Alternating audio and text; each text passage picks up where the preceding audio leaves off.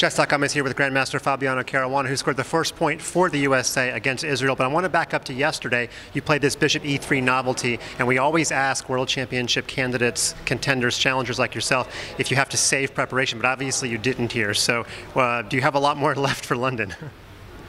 Well, yeah, I mean, preparation is also very individual, so I felt like this would maybe be a good idea against Fishy. I still wasn't sure. I thought that my chances of gaining an advantage are still quite minimal. So I didn't think that it was like a crushing idea or anything. And I thought it's only could work against Fishy because I actually have some direction where he has played this game against Anish, and I have some sort of idea there. Did it surprise you though how easy the win came? Yeah, that was a surprise because I thought it was very unclear, and then he played G takes a 4, and I was kind of shocked. And against Boris Gelfand today, the big moment, I guess, was this exchange sacrifice on F3. To an untrained eye like me, it was a massive imbalance, but were you pretty sure that White was going to have the better play in that game? I thought I should be better at the start, but then I didn't really see anything very clear. I thought, at first I thought the ending should be good for me, but then he has such a good bishop, which is cemented on F5, and his knight is just jumping around everywhere, so it's very difficult for me to prove anything. So I decided to sort of try to attack him.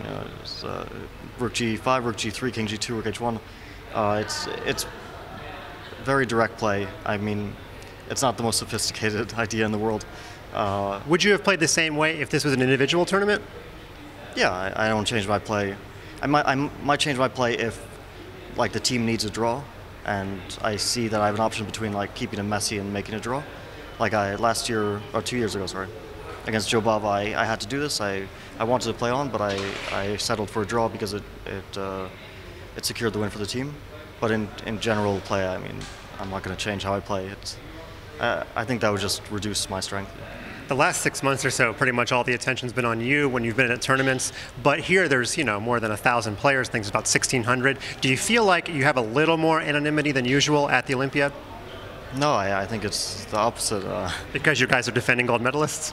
No, not that. It's just, I mean, people come from all around the world, and most are not professional chess players. Most are playing for the joy of the game.